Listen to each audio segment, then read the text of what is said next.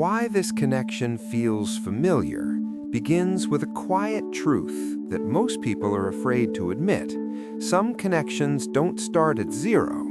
They start mid-sentence, mid-breath, mid-feeling, like something inside you already knew them before your mind could catch up. You meet them, and there's no awkwardness, no forced curiosity, just a strange sense of recognition, as if your soul leaned forward and whispered, "There you are." And you may try to explain it logically. Maybe you have similar interests, similar wounds, similar energy. But logic fails to explain the depth of the familiarity.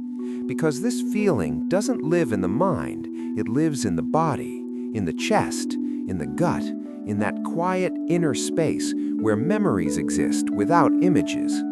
This connection feels familiar because it touches something ancient inside you, something that existed long before this moment, long before this version of you. And that's why it feels effortless, why conversation flows like water, why silence feels safe instead of uncomfortable. Familiarity is not about knowing someone's story, it's about recognizing their frequency, their emotional rhythm, their way of existing in the world. And when that rhythm matches yours, even briefly, it feels like home. Not the perfect home, not the forever home necessarily, but a place your nervous system relaxes into, a place where you don't have to explain yourself. Notice how quickly you felt understood, or how deeply their words landed. Notice how their presence softened you or stirred you. That's not coincidence, that's resonance.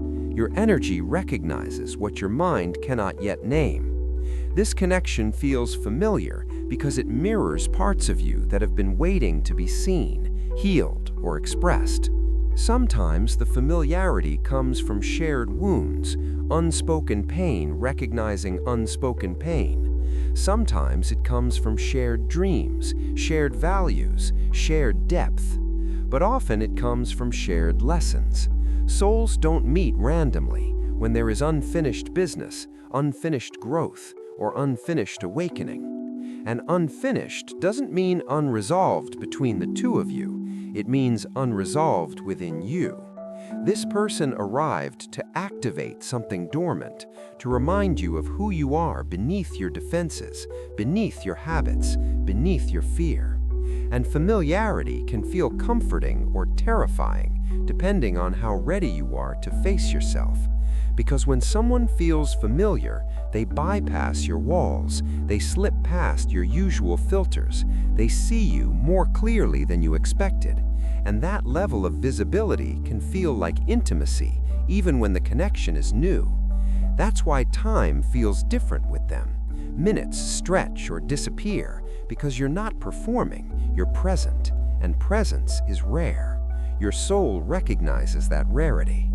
This connection feels familiar because it aligns with your inner truth, even if your outer life isn't aligned yet.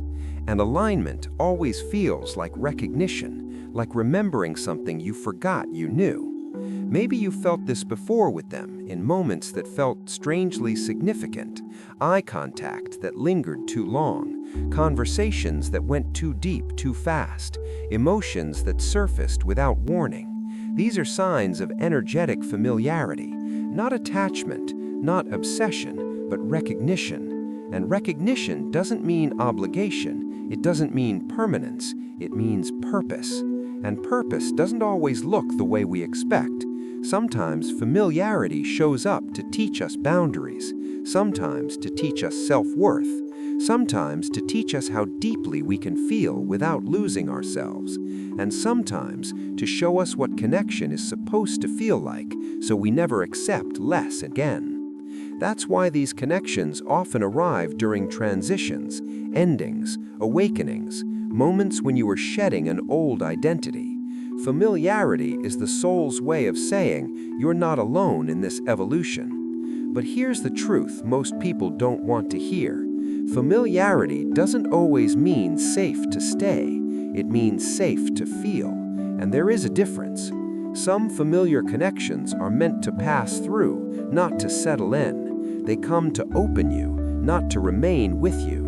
And when they leave, the ache isn't just about missing them, it's about missing the version of yourself you accessed through them, the open, alive, honest version. And that's why letting go feels so hard, because it feels like losing a part of yourself. But you're not losing it, you're reclaiming it. The familiarity showed you what's possible within you, not what you must chase outside of you. This connection feels familiar because it speaks the language of your soul, not because it guarantees a future. And confusing familiarity with destiny is where people suffer. Destiny doesn't rush, doesn't confuse, doesn't leave you doubting your worth, but lessons often do. And lessons can feel just as deep, just as real, just as intense, if not more, because they reshape you. And maybe you're still trying to understand why it felt so real, why it still lingers, why you can't just forget it like other encounters. And the answer is simple and profound.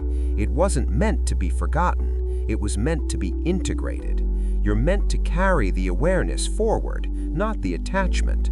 The familiarity wasn't an invitation to cling, it was an invitation to awaken, to raise your standards, to listen to your intuition, to trust the subtle signals your body and spirit send you, because now you know how connection can feel when it's aligned, when it's alive, when it's honest, and that knowledge changes you. After this, surface-level connections won't satisfy you the same way.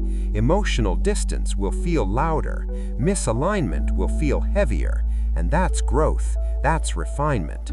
So when you ask why this connection feels familiar, the answer is not because you've known them forever, it's because you're finally meeting yourself more fully through them.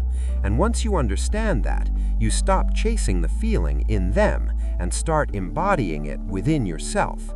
And that's when the right connections, the ones that don't confuse or destabilize you, naturally find you. Because familiarity was never about them, it was about guiding you back to who you really are.